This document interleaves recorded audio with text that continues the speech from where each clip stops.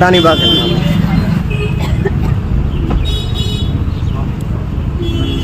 গাই দিয়ক আপুনি গাই দিয়ক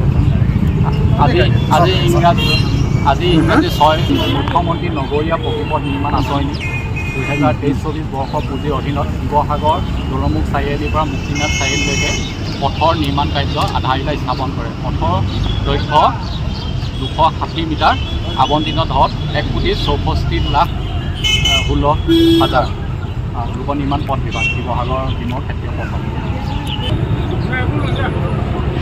টোটেল পইচা কিমান হ'বগৈ? 20 কোটি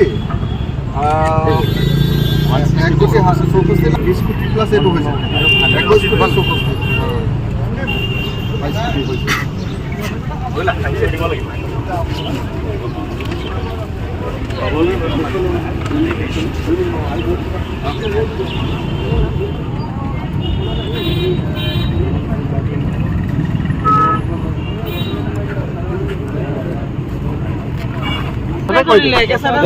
ডুবে লগাইছে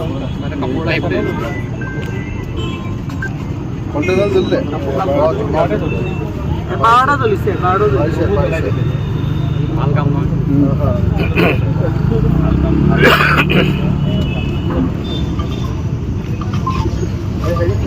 দুঘণ্টা সেই কামটো কিমান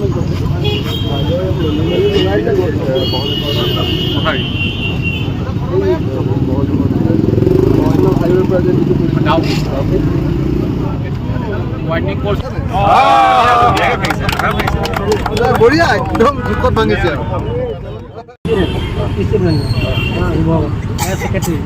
আপোনাৰ নাম কিবা দিগদাৰ হ'লে ঘৰৰে মানুহ কিবা দিগদাৰ হ'লে ডাইৰেক্ট গুচি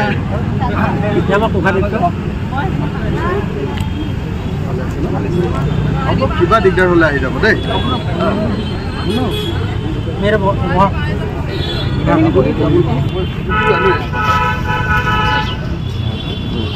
বুজিলোঁ সেইকাৰণেতো সিহঁতক ৰখাই থৈ দিয়া হ'ল ন ইমান দিন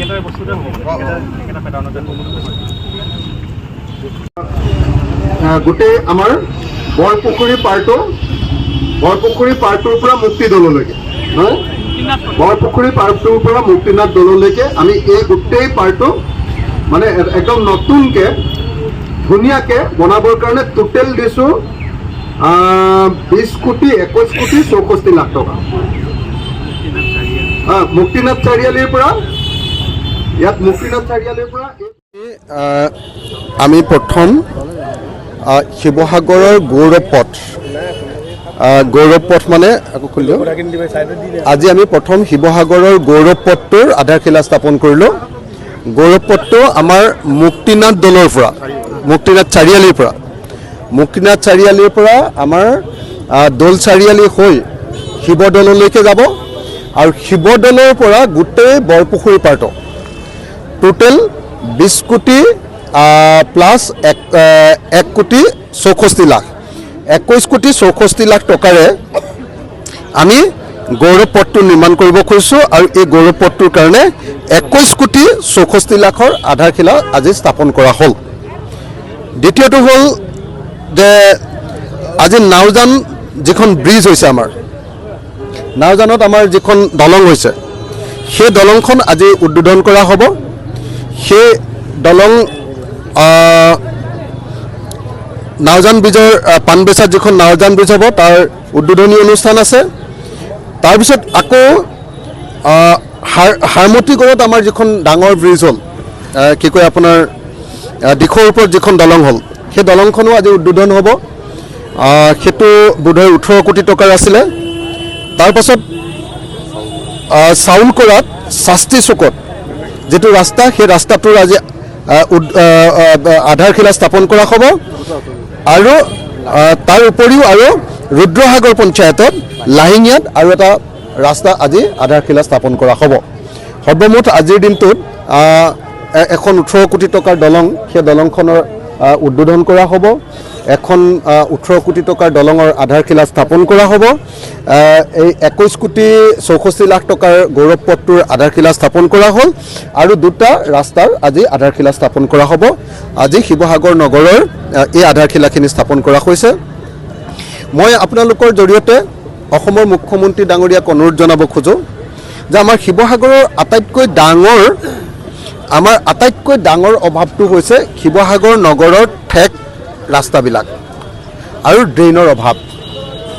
আপোনালোকে সকলোৱে জানে যে শিৱসাগৰ এখন ঐতিহাসিক ঠাই, কিন্তু শিৱসাগৰ টাউনৰ ৰাস্তা পদূলিবিলাক একেবাৰে সৰু নগৰ এখনৰ নিচিনা ঠেক ঠক। সেইকাৰণে আমি ডিপাৰ্টমেণ্টৰ জৰিয়তে 108 কোটি টকাৰ এটা প্ৰজেক্ট কনচেপ্ট পেপাৰ বনাই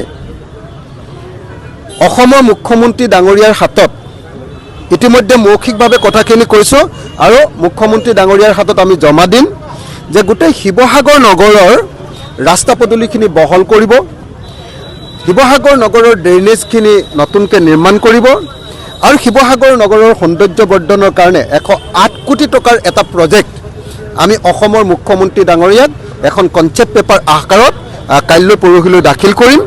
আৰু অসমৰ মুখ্যমন্ত্ৰী ডাঙৰীয়াক আমি অনুৰোধ জনাইছোঁ যে অহা ফেব্ৰুৱাৰী মাহত বা মাৰ্চ মাহত আমাৰ শিৱসাগৰত যিখন কেবিনেট বৈঠক অনুষ্ঠিত হ'ব, ইতিমধ্যে মুখ্যমন্ত্ৰী ডাঙৰীয়াই মোক কথা দিছে যে কেবিনেট বৈঠক অতি সোনকালে শিৱসাগৰত হ'ব। সেই কেবিনেট বৈঠকতে যাতে আমাৰ শিৱসাগৰ নগৰৰ এই ৰাস্তা পদূলিৰ 108 কোটি টকাৰ প্ৰজেক্টটো যাতে চেংচন কৰি দিয়ে, তাৰ কাৰণে মই মুখ্যমন্ত্ৰী মহোদয়ক অনুৰোধ জনাইছোঁ। ইতিমধ্যে মুখ্যমন্ত্ৰী মহোদয়ে আমাৰ শিৱসাগৰ নগৰৰ চাৰ্কিট হাউচটো দিছে। ইতিমধ্যে আপোনালোকে সকলোৱে জানে যে আমাৰ শিৱসাগৰ নগৰৰ পানী যোগান আৰ্বান ৱাটাৰ ছাপ্লাই স্কিমটোৰ কাৰণে 55 কোটি 10 লাখ টকা যোৱা 1 জানুৱাৰী তাৰিখৰ দিনা তেখেতে চেংচন কৰি দিছে। গতিকে তেখেতক ধন্যবাদ জনাইছোঁ। আৰু আপোনালোকে নিশ্চয় এইটো কথাও জানে যে যোৱা 1 জানুৱাৰী তাৰিখৰ কেবিনেটত অসমৰ মুখ্যমন্ত্ৰী মহোদয়ে তলাতল ঘৰ প্ৰকল্পটোৰ কাৰণেও তাৰ DPR প্ৰস্তুত কৰিবৰ কাৰণে ইতিমধ্যে টেণ্ডাৰ কৰাৰ ব্যৱস্থা কৰি দিছে। গতিকে এইকেইটা ডাঙৰ উপহাৰ আমাৰ শিৱসাগৰবাসী ৰাইজক দিছে। গতিকে মুখ্যমন্ত্ৰী ডাঙৰীয়াক ডেফিনেটলি মই শিৱসাগৰৰ সমষ্টিৰ বিধায়ক হিচাপে ধন্যবাদ জনাইছোঁ। কিন্তু মই আটাইতকৈ বেছিকৈ কৃতজ্ঞ হৈ ৰ'ম মুখ্যমন্ত্ৰী ডাঙৰীয়াৰ ওচৰত যেতিয়া শিৱসাগৰ নগৰৰ ৰাস্তা পদূলি আৰু ড্ৰেইনেজ ছিষ্টেমটো বহল আহল কৰিবৰ কাৰণে আমি যিটো প্ৰজেক্ট দিছোঁ সেইটো যেতিয়া পাছ কৰি দিব আৰু কেবিনেট বৈঠক শিৱসাগৰত বহুৱাই এই প্ৰজেক্টটোৰ আধাৰশিলা স্থাপন কৰি দিব, তেতিয়া আমি শিৱসাগৰবাসী ৰাইজ হিচাপে মুখ্যমন্ত্ৰীৰ ওচৰত নিশ্চিতভাৱে কৃতজ্ঞ হৈ থাকিম। মই এটা কথা স্পষ্ট কৰি দিওঁ যে মই বিৰোধী বিধায়ক হৈও শিৱসাগৰ সমষ্টিৰ উন্নয়নৰ কাৰণে মুখ্যমন্ত্ৰীক মই এই প্ৰশ্নবিলাক প্ৰস্তাৱ আকাৰে বাৰম্বাৰ উত্থাপন কৰি আছোঁ আৰু মুখ্যমন্ত্ৰীয়েও সময়ে সময়ে সন্মান প্ৰদৰ্শন কৰি আহিছে। গতিকে তেখেতক মই নিশ্চিতভাৱে শিৱসাগৰ সমষ্টিৰ বিধায়ক হিচাপে ধন্যবাদ জ্ঞাপন কৰিছোঁ।